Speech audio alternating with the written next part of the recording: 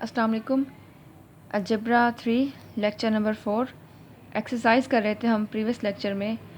कुछ क्वेश्चन हमने किए थे जिनको सब स्पेस प्रूव करना था, कुछ को चेक करना था कि क्या सब स्पेस बना रहे हैं या नहीं। ठीक है, डिफरेंट मैट्रिक्स हमने लास्ट टाइम किए थे। अब जो हमने क्वेश्चंस करने हैं उनमें मैट्रिक्स भी हैं, पॉलिनोमियल्स भी हैं। ठीक है, तो पॉलिनोमियल हो या मैट्रिक्स हो, जब आप उनको ऐड करते हैं तो जो जवाब आता है वो सेम ऑर्डर की पॉलिनोमियल ही होती है। ठीक है, या सेम ऑर्डर का मैट्रिक्स ही होता है। एडिशन से पॉलिनोमियल हो या मैट्रिक्स, उनका ऑर्डर चेंज नहीं होता। ठीक है, तो जो चीज़ हमने यहाँ पर चेक करनी होती है वो ये है कि जो कंडीशन, जिस कंडीशन के अंदर आपको सबस्पेस चेक करने के लिए कहा जा रहा है, क्या वो कंडीशन ट्रू हो रही है। जैसे कि देखें यहाँ क्वेश्चन नंबर 10 में, consider the set of all quadratic equations. ठीक है, quadratic polynomial in x w is equal to a0 plus a1x plus a2x squared such that a0 a1 a2 all belongs to real number and a2 is non zero. ठीक है, देखिए यहाँ पर condition ये है कि जो भी आपके ये कॉन्स्टेंट्स हैं, ये सारे कोफिशिएंट्स हैं, ये सारे के सारे रियल नंबर्स को बिलोंग करने चाहिए। ठीक है, और ये है कि जो a2 है ना, ठीक है, ये a2 ये ज़ीरो नहीं होना चाहिए। ठीक है, अगर बिलफर्ज ये ज़ीरो हो गया तो ये जो हमारी इक्वेशन है, ये जो पॉलिनोमियल है, ये किसी भी सूरत में क्वाड्रेटिक नहीं रहेगी अगर a2 ज़ीरो हो गया। ठीक है, तो कंडीशन बेसिकली क्या है, ये है कि a2 ज़ीरो है। आपको पता है कि आप किसी भी पॉलिनोमियल को जब ऐड करते हैं तो उनका जो ऑर्डर है, जो उनका ऑर्डर होता है, ठीक है, वो सेम ही रहता है, उसमें कोई फ़र्क नहीं आता। ठीक है, तो मतलब कि वो क्लोज तो होंगी विद रिस्पेक्ट टू एडिशन।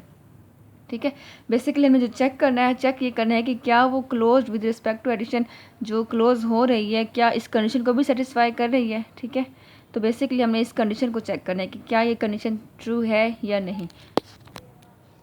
देखिए मैंने यहाँ पर क्या किया है, मैंने यहाँ पर दो पॉलिनोमियल कंसीडर किए हैं, P of X and Q of X. P of X is equal to A not plus A one x plus x square. ठीक है, यहाँ पर जो एक्स स्क्वायर का कोफिशिएंट है a2, ठीक है, उसको मैंने 1 असाइन किया हुआ है, और क्यू ऑफ एक्स में जो मेरा b2 है उसको -1 असाइन किया हुआ है।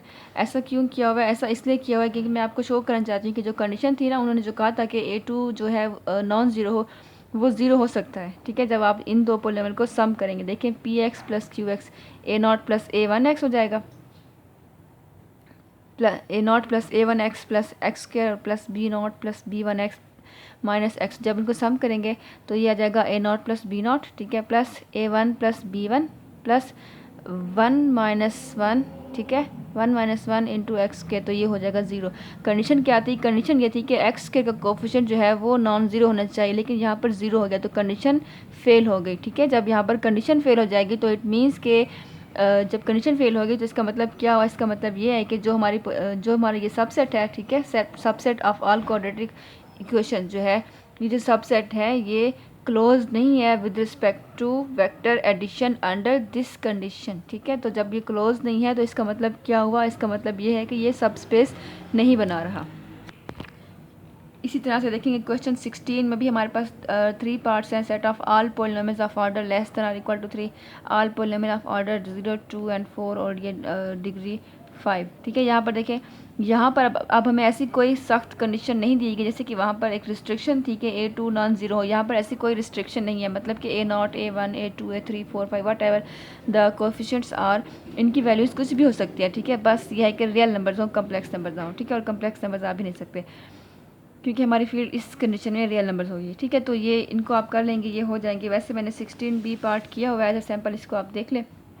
Set of all polynomial of degree 0 to 4 किस फॉर्म में होगी? क्वेश्चन देखें, इस फॉर्म में होगी, A not plus A one x के plus A two x four where A not A one A two all belongs to real number. ठीक है, दो पॉलिनोमियल ले ली पी एक्स क्यू एक्स, ये A not A one A two P में आ जाएंगे और क्यू में B not plus B one x plus B two x four.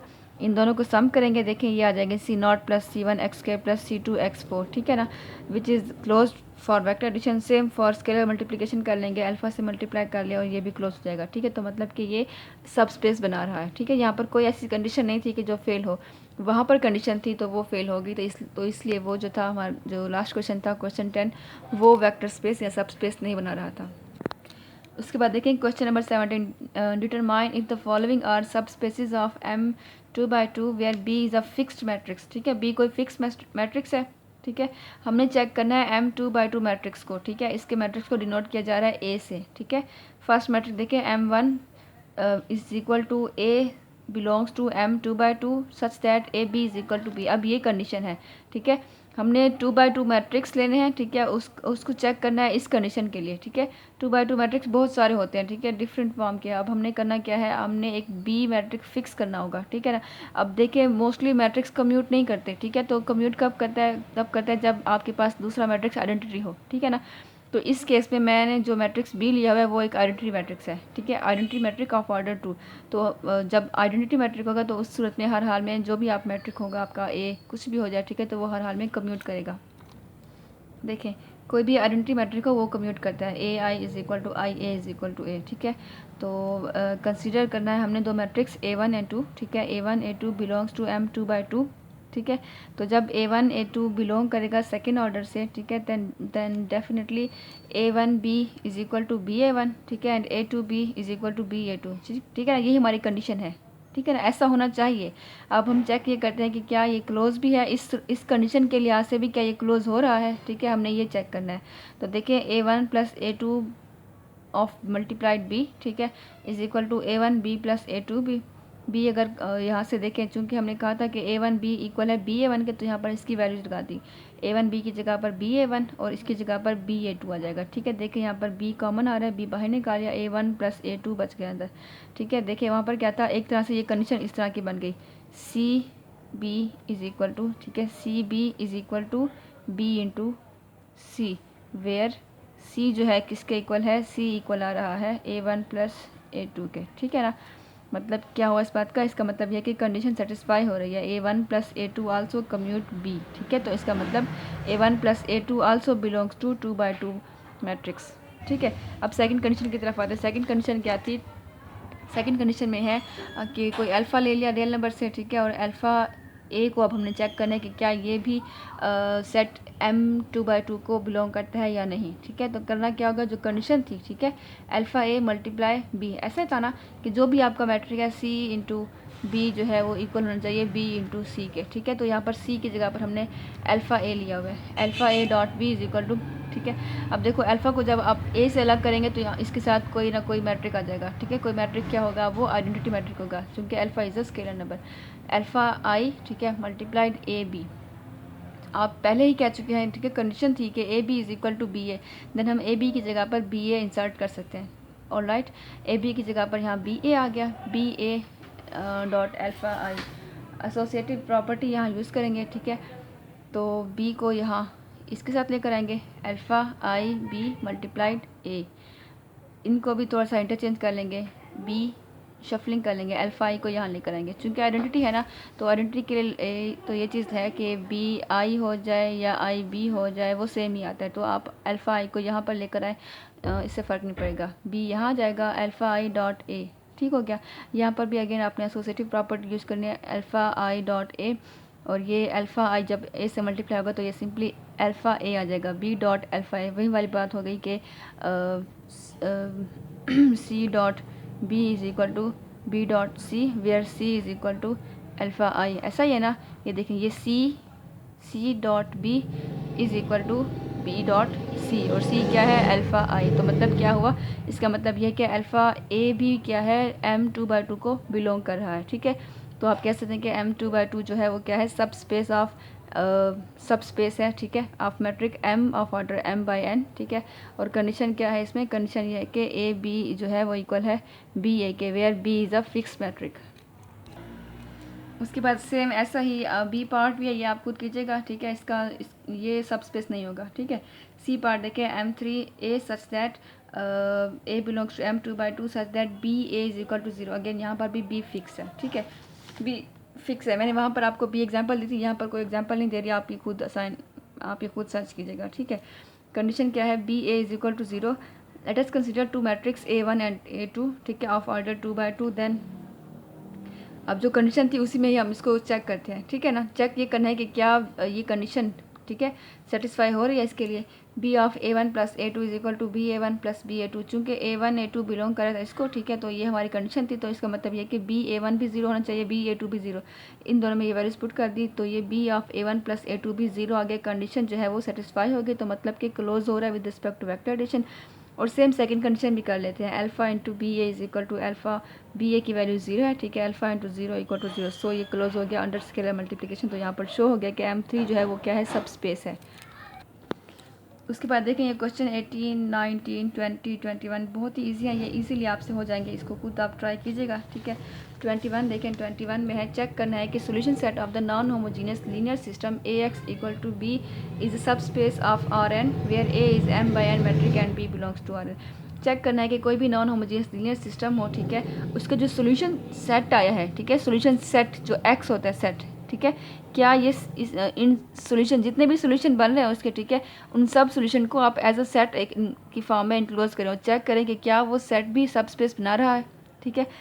तो चेक करना है हमने, हम फर्ज करते हैं कि दो इसके सॉल्यूशन आ रहे हैं x एंड y, ठीक है, दो सॉल्यूशन आ रहे हैं x एंड y। किस तरह के होंगे इसके सॉल्यूशन, देखें x सॉल्यूशन होगा इस तरह का, x1 x2 x3 so on xm ये ट्रांसपोज, और y भी y1 y2 y3 and so on yn transpose, ठीक है। दो सोल्यूशन x और y फर्ज कर ले यहाँ पर, ठीक है। Let us consider x and y be two solution of the given non homogeneous linear system, ठीक है। देन इसका मतलब क्या हुआ, अगर x इस सिस्टम का सोल्यूशन है देन इसका मतलब ये होगा कि ax इक्वल टू बी, ठीक है, एंड सेम फॉर y के ay इक्वल टू बी, ठीक है। अब हमने चेक ये करना है कि क्या ये क्लोज है अंडर वेक्टर एडिशन, ठीक है, चेक कर लेते हैं x और y को चेक कर दें कि क्या x प्लस वाई का आंसर अगेन b आता है, ठीक है। a of x plus Y is equal to A X plus A Y, distribute कर दिया इसको, ठीक है, ए एक्स की वैल्यू b पुट कर दी, ए वाई की वैल्यू भी b पुट कर दी, सम कर देंगे, ये देखिए यहाँ पर 2 भी आएगा, हालांकि आना चाहिए यहाँ पर ओनली b, ठीक है। अगर x प्लस वाई भी इसी सिस्टम का सोल्यूशन है देन x प्लस वाई भी यहाँ पर अगर पुट करेंगे तो again x plus Y put करने से भी आंसर b आना चाहिए था, लेकिन चूंकि b नहीं आया 2 भी आ गया, तो मतलब कि कंडीशन फेल हो रही है और जो आपका जो स्टेटमेंट थी वो सब स्पेस नहीं बना रही, ठीक है, कंडीशन फेल हो गई और जो सेट ऑफ सोल्यूशन है वो सबसेट नहीं बना रहा, ठीक है, which is not close. So x plus Y doesn't belong to solution set xm, ठीक है, so xm is not a subspace. उसके बाद देखेंगे क्वेश्चन नंबर 22, 23 और 24 है, बहुत ही इजी से है, ये आप खुद कीजिएगा, ठीक है। 25 पहले वैसे हो चुका है, फिर 24 में आपको करके दिखाती हूँ। 24 में देखें W is equal to A B C D, ठीक है, 2x2 मैट्रिक्स है such that A D minus B C is equal to 0। A D minus B C is equal to 0 का मतलब क्या है, इसका मतलब ये है कि जो भी मैट्रिक आपका है 2x2 उसका डिटर्मिनेंट 0, मतलब कि वो मैट्रिक क्या होगा, सिंगुलर होगा, ठीक है। अब मैंने यहाँ पर क्या किया है, मैंने यहाँ पर दो सिंगुलर मैट्रिक्स फर्स्ट करें, देखें W1 लिया मैंने A0 0 0 और W2 ले लिया 0 0 0 एंड A, ठीक है। अब इनको सम किया W1 प्लस W2, सम करने से ये आंसर आ गया A0 0 A। जब इसका मैंने मॉड निकाला या डिटर्मिनेंट निकाला तो वो नॉन ज़ीरो आ गया, लेकिन कंडीशन क्या थी, कंडीशन ये थी कि मॉड जो है वो ज़ीरो आना चाहिए। यहाँ पर देखिए कंडीशन फेल हो गई, which is not singular, hence condition for zero determinant fails. So singular metric of order 2x2 are not closed under vector addition and it is not a subspace, ठीक है। यहाँ तक हो गया, इंशाल्लाह आपको कोई मसला नहीं होगा, बाकी के जो पार्ट्स हैं वो आप खुद कीजिएगा, इंशाल्लाह हो जाएंगे। अगर कोई मसला हो तो फिर आप मुझसे रब्ता कर लीजिएगा, नेक्स्ट फिर देखेंगे आगे इंशाल्लाह, ठीक है। ओके, अल्लाह हाफिज़।